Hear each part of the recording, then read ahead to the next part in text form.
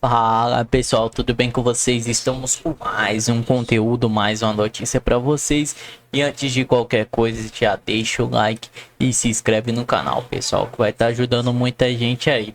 E hoje estamos aqui com o Alviverde, todos os créditos ao canal da Alviverde. E sem enrolações, vamos ao vídeo. Na verdade, se a gente estivesse vivendo num país onde o devido processo legal, o rule of law, o Estado democrático de direito fosse um valor e efetivamente respeitado, o que tu já trouxe era suficiente para determinar a abertura de um processo de impeachment de um ministro, que é um ministro-presidente do Tribunal Superior Eleitoral que manipula uma eleição, né? Não tem nada mais grave do que isso numa democracia. Então isso já seria suficiente e nos entristece, né? Essa covardia do Senado da República, que no final das contas, eu digo, hoje e há algum tempo, o culpado de tudo. Mas eu te pergunto o seguinte, quais são os teus temores, né? O que tu teme no dia de hoje e quais são as consequências que tu já está sofrendo por enfrentar o sistema? Bom, Walter, eu já tive todos os meus bens bloqueados, não só financeiros, como bens imóveis, como casa, veículo, tudo, inclusive com direito de trânsito. Veículo não pode nem ir e nem vir, entendeu? Tudo bloqueado. O distanciamento familiar, que é terrível, entendeu? O julgamento de poucas pessoas do povo que ficam aí o tempo inteiro falando você não tem prova, é mimimi, é blá blá blá, e não sei o quê, papapá, porque eles esperam que eu jogue tudo de uma vez. E, de fato, jogar as coisas para eles não tem efeito. Se jogando aonde a gente deveria jogar não está tendo, imagina fazer um Big Brother de provas, que são coisas sérias, são coisas que mexem não com uma pessoa, mas sim com um país, entendeu? Mas eu tenho sim sofrido diversas perseguições, inclusive perseguições processuais, tá? Se vocês pegarem lá no site do Supremo Tribunal Federal e repararem o processo que ele moveu contra mim, que é uma aberração, né? Por vazamento de dados, aonde ele está preocupado com quem vazou e não com o conteúdo vazado, né? Ou seja, com perdão da palavra, é o poste mijando no cachorro, né?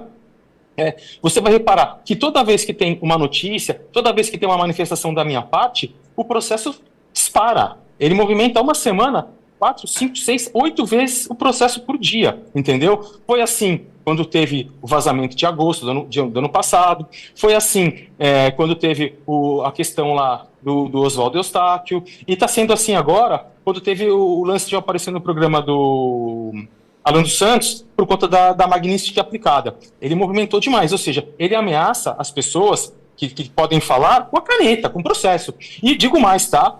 Não só ele domina todo o Tribunal de Justiça de São Paulo, a alta cúpula, e o Ministério Público de São Paulo, ele domina.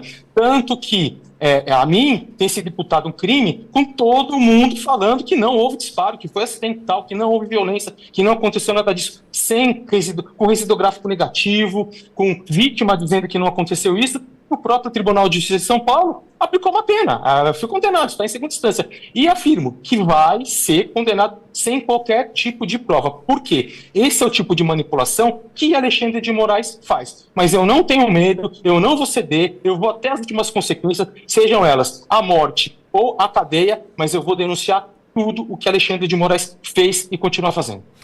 Tagliaferro, da tua primeira participação aqui, logo no início, me lembro de você bastante emocionado, né? Nervoso, emocionado, e você tem o nosso respeito, você sabe disso. Eu preciso te fazer uma pergunta e já vou emendar em outra pergunta. O que mudou de lá para cá? Você se fortalece ou se fortaleceu depois, né, ao longo desses últimos 15, 20 dias? É a primeira pergunta. E a segunda pergunta, é certo que vão tentar te desmoralizar, descredibilizar, tentar fazer com que as suas mensagens venham a perder o impacto que elas têm, ou deveriam ter. E aí, no meio disso tudo, surge a questão de imagens do 8 de janeiro, que você teria, imagens do 8 de janeiro para divulgar. Queria te saber se existem essas imagens, se estão com você, se não estão, porque eu entendo que se o objetivo é te desmoralizar, te descredibilizar, coloca, olha, ele vai ter imagem do 8 de janeiro, e você não tem, tá vendo, não tem nada. Enfim, é estratégia também. Preciso de te ouvir sobre o teu fortalecimento, se aconteceu ou não, em 15, 20 dias, e sobre as imagens do 8 de janeiro, Tagliaferro. Então, olha, eu para mim tudo isso é muito novo, é uma coisa nova na minha vida. Eu nunca fui envolvido com política, com alto poder. Eu era simplesmente um perito que atuava nas primeiras instâncias de vários tribunais, né? Sou um ex-profissional de mais de 15 anos na área de informática, né? Dentro de uma grande corporação, de uma grande empresa com prestígio internacional. Então, para mim, tudo isso é muito novo. Apesar de eu ter um currículo de peso, ter me dedicado muito, ter estudado bastante, é muito, muito, muito novo. Então, por ser novo, no começo, de fato, eu fiquei abalado, fiquei preocupado, você fica com medo, você fica assustado, mas eu venho me fortalecendo, eu vejo que eu estou no caminho certo, eu vejo que é isso de fato que eu tenho que fazer, e eu não vou mudar, eu não vou mudar. E hoje, sim, eu estou mais confiante, estou mais sereno, estou mais... colocando as minhas palavras de uma melhor forma, e não com a razão e não com a emoção, tá? É assim que eu tenho me comportado hoje. E vai ser daqui para frente dessa forma, independente do povo me taxar, do povo não me taxar, porque é aquilo que você fala, respondendo já a sua outra pergunta, né? Eu vou ser desmoralizado, eles estão tentando me desmoralizar, tem muita conta fake, muito robô, eles trazem à tona as coisas de 8 de maio de 2023, dos quais, em momento oportuno, eu vou divulgar tudo, mostrar que aquilo foi uma armação, que eu não tinha nada a ver com aquilo, que aquilo não aconteceu, entendeu? Eles vão trazer, com relação a esse fato aí do 8 de janeiro, que é mentira, eu não tenho as imagens das câmeras, o vídeo que tem circulado dizendo que sou eu, é um vídeo de um perseguido chamado Marco Ivanucci, que é um jornalista, que ele estava no dia cobrindo as manifestações, e como outras pessoas, no caso do vendedor de bala, do pipoqueiro, de bandeira, foram presos como se fossem manifestantes. Então o Marco Ivanucci fala assim que tem imagens, que isso e aquilo, porque ele estava no local. E estão colocando essas falas de Marcos Ivanucci como se fosse eu. Não sou eu. As imagens do 8 de janeiro não chegaram ao Tribunal Superior Eleitoral, não chegaram em minhas mãos. O que chegaram em minhas mãos foram algumas fotos, alguns fakes de câmeras para identificação de pessoas. Mas assim, era a Ana Priscila Azevedo e um pessoal que estava com ela. Era uma coisa ou outra, entendeu? Justamente quando o cara estava de boné com óculos, que era, usando boné e óculos, dificulta um pouco a identificação. Mas assim, esse material do 8 de janeiro, eu não tenho. Se eu tivesse, adoraria muito ter, porque se eu estivesse em minhas mãos, ele já estaria jogado, vomitado para o público, desculpa. Sim, entendi. Então, é importante a gente deixar claro, porque como estão tratando desse tema, a exaustão, não, ele vai ter, não, vai divulgar, então não tem como esperar imagens do 8 de janeiro vindas dos teus arquivos, certo, Tagliaferro? Exatamente. Okay. E da mesma forma que foi divulgado lá no ano passado, não existe 6 gigas de informação. O total que tem no meu telefone, entre conversas, fotos, documentos e vídeos, gira em torno de 1.87 a 2.3 gigas. Não passa disso. Ok. Pois não, Olavo? Eduardo, uma questão bastante importante. Você sabe do seu peso, do seu conhecimento, da importância do que você sabe em relação aos destinos do Brasil. Mas eu imagino que você possa também ter outros contatos, outras pessoas que trabalharam com você, outras pessoas que experimentaram ou têm conhecimento de questões semelhantes a que você tem conhecimento das questões que você passou. Existem mais pessoas dispostas a denunciar? Olha, comigo trabalharam pessoas boas, excelentes, espetaculares, e também pessoas que jogavam no outro time, Olavo. Respeito a posição deles, entendeu? Com relação ao silêncio, sei que são pessoas aí que têm suas famílias, que dependem do seu trabalho, diferente do que o povo fala aí, sai, pula fora, joga, some daí, você compartilhou, você fez junto, não. As coisas não são assim, entendeu? Existe muita coisa envolvida, existe família, existe o fato da própria perseguição, o medo de ser assassinado, o medo de ser perseguido. Vejam, por exemplo, eu trabalhei lá e hoje eu sou perseguido por eles. Então, da mesma forma que eu sou perseguido, todos ali vão ser perseguidos. E assim, é muito difícil você ter a coragem de enfrentar o sistema, de colocar tudo para trás disso, né? Colocar família, deixar tudo isso de lado para enfrentar. Então, eu acredito que nenhum deles vai se manifestar, a não ser eu. Tagliaferro, o Walter também tem mais uma questão. Pois não, Walter? Olha, eu só quero ver cá, na Câmara dos Deputados e no Congresso, Tagliaferro, tem alguma perspectiva desse assunto ser pautado, de avançar mais ainda? Olha, o Walter, o único deputado que fala comigo, né, apesar de todos aí terem feito um barulho, o Farrur, acho que fala Tagliaferro, não sei, todos os outros fizeram um monte de barulho, o único que fala comigo hoje é o Gustavo Gayer, e ele sim está pautando aí, não para essa quarta, para a próxima, a comissão da censura, no qual eu vou participar. Do resto, eu não tenho visto nada. Eu espero o apoio deles, eu espero que eles divulguem, eu espero que eles apoiem tudo que eu estou fazendo, justamente porque é uma questão, não é uma questão minha, é uma questão do Brasil, é uma questão do povo, é uma questão deles. Eles foram eleitos para representar o povo, entendeu? E eles não estão fazendo dessa forma. Não sei qual o motivo, não sei o que tem por trás, não só os deputados, como senadores, governadores, prefeitos e vereadores. Todos estão assustados, com medo, acredito que seja isso, todos estão aí se dobrando seus joelhos para o ministro Alexandre de Moraes. Tagliaferro, uma questão. Tem uma entrevista agora, a gente vai tratar do assunto da sequência do ministro Alexandre de Moraes para o Washington Post, né? Tratando do assunto, tratando de sanção e dizendo o ministro que ele vai seguir em frente, vai dobrar, vai multiplicar as apostas, né? Tem essa fala. Aí no meio disso tudo teve o áudio vazado do Dr. Ayrton Vieira, né, num tom linear, flat, sem emoção alguma, dizendo que não teria condição de pular do barco porque ficaria ruim, né, constrangedor pular do barco naquele momento, enfim. Você entende que, de fato, independentemente do que já vem dos Estados Unidos, eles continuarão a multiplicar as apostas, Tagliaferro? Com certeza, eu não tenho a menor dúvida disso, entendeu? Se o Senado e a Câmara não tomarem um posicionamento e forem constantes, né, diariamente brigar por isso, ele sim, ele está se sentindo confortável, ele se sente dono de tudo, como todos do Supremo Tribunal Federal, e ele vai dobrar, triplicar, quadriplicar a aposta. Ele não vai ceder, ele é narcisista, ele vai continuar punindo com mais rigor todas as pessoas. E eu vou além, tá? Ele vai condenar Jair Messias Bolsonaro. O Tribunal Federal Alexandre de Moraes afirmou que não há menor possibilidade de recuar 1 milímetro sequer em relação ao julgamento do ex-presidente Jair Bolsonaro, mesmo após as sanções impostas pelo governo dos Estados Unidos.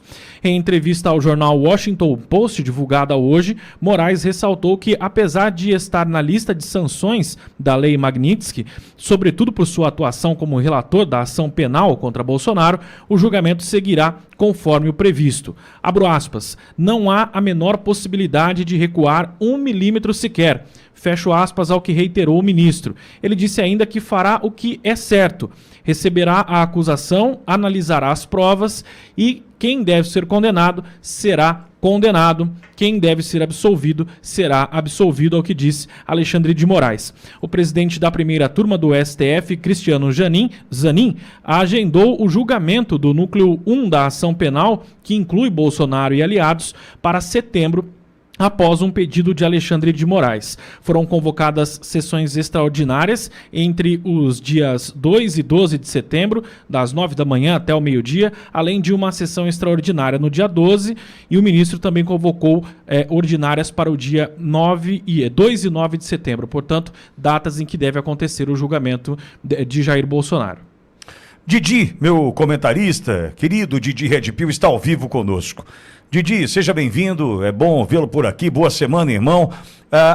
Ele disse que foi sancionado, o ministro Alexandre de Moraes, por ser o relator dessa perseguição da tal trama golpista. Pelo que eu sei, Didi, a Magnitsky é aplicada não por ele ser relator, mas por ser violador de direitos humanos. Acho que é importante deixar claro que uma coisa é uma coisa, outra coisa é outra coisa. Não tem sanção em função da relatoria da trama golpista. O que tem é uma sanção, uma lei Magnitsky aplicada sobre um violador de direitos humanos. Estou errado, Didi? Bom dia, seja bem-vindo, irmão. Bom dia, Pitoli, bom dia, Wellington, bom dia aí os ouvintes e telespectadores da Rádio Ouro Verde. Mais um dia, mais uma vez, uma satisfação estar aqui com vocês. E eu voto com o relator aí, é isso mesmo, ele foi sancionado, não é porque ele é relator, não.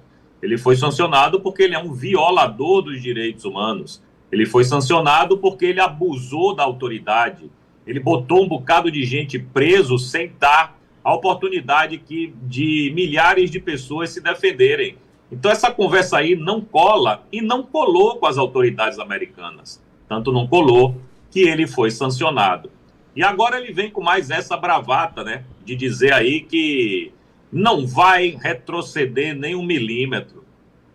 Tá certo. Vamos ver até quando vai essa valentia do ministro, né? Eu acho que isso aí, assim que a mulher dele for sancionada, assim que o escritório de advocacia da esposa dele também for sancionado, aí eu quero ver até onde vai essa arrogância, essa prepotência, né? A gente sabe que o julgamento do presidente Bolsonaro é um julgamento de cartas marcadas, não tem essa de se for inocente a gente absolve, se for condenado a gente condena, isso aí é mentira. Todo o Brasil que pensa sabe que isso aí é uma falácia que ele está dizendo, todo mundo já sabe que Bolsonaro será condenado, o que se discute agora é a dosimetria da pena. Então, assim, é uma farsa que o ministro montou, foi sancionado, de fato, para ele agora, ele já perdeu a liberdade econômica dele, né? Porque a Magnitsky é uma morte financeira da pessoa. Muita gente no Brasil acha que ele está aí despreocupado, que não deu nada, etc e tal, mas as pessoas ainda não entenderam que a Magnitsky veio no ministro e veio para valer. Não existe meia Magnitsky ou uma Magnitsky mais branda. Só existe uma Magnitsky, que foi a que o ministro foi sancionado. Então, eu não esperaria outra coisa dele que não essa bravata aí que ele falou de que não vai retroceder. Vamos ver até quando o tribunal vai continuar segurando a mão do ministro, né? O que se especula por aí é que assim que começar o julgamento, Magnitskys poderão vir e provavelmente virão para aqueles que da primeira turma que forem a favor da condenação de Bolsonaro. Aí eu quero ver, quando todo mundo tiver sancionado, o que é que eles vão fazer. Se eles ainda não entenderam que está na hora de pacificar o país, talvez quando eles abram o olho, seja tarde demais, meu amigo. Fala pessoal, tudo bem com vocês?